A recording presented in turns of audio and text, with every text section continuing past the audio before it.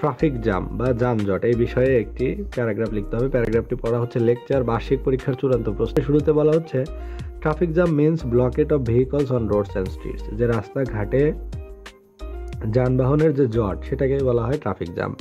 It is a great problem of the urban areas, শহর এলাকায় এটি একটি ভয়াবহ সমস্যা, মারাত্মক বড় সমস্যা। There are a number of reasons for traffic jam, traffic জ্যামের পিছনে রয়েছে বহুবিধ কারণ। Violation of traffic rules, unplanned roads and streets, huge number of rickshaws on the roads and unskilled traffic police are the main causes of traffic jam. মূলত traffic জ্যামের জন্য প্রধানত দায়ী কারা? দায়ী হচ্ছে ট্রাফিক আইন ভঙ্গ করা, অপরিকল্পিত রাস্তাঘাট নির্মাণ এবং রিক্সার আধিক্য এবং অদক্ষ ট্রাফিক পুলিশ, এগুলো হচ্ছে মূল কারণ।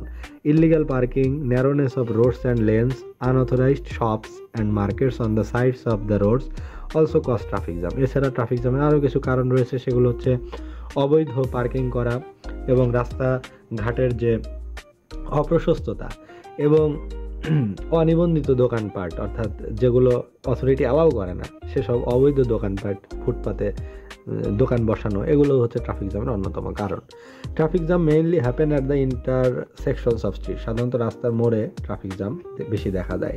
And it occurs mostly at the peak hour of the day, এবং দিনের যে পিক আওয়ারগুলো, যে সময় ব্যস্ত সময়, সেই সময়গুলোতে ট্রাফিক জ্যাম বেশি দেখা যায়, অফিস টাইমে এবং অফিস থেকে আসার সময়, এই সময়গুলোতে বেশি দেখা যায় traffic jam. Traffic jam kills our valuable time, এটি আমাদের মূল্যবান সময়কে নষ্ট করে। Students, patients, workers, employees are the worst sufferers of traffic jam, অর্থাৎ শিক্ষার্থী, তারপরে হচ্ছে রোগী, কর্মজীবীরা এবং যারা চাকরি করে তারা হচ্ছে ট্রাফিক জ্যামের সবচেয়ে ভয়াবহ ভোগান্তির শিকার।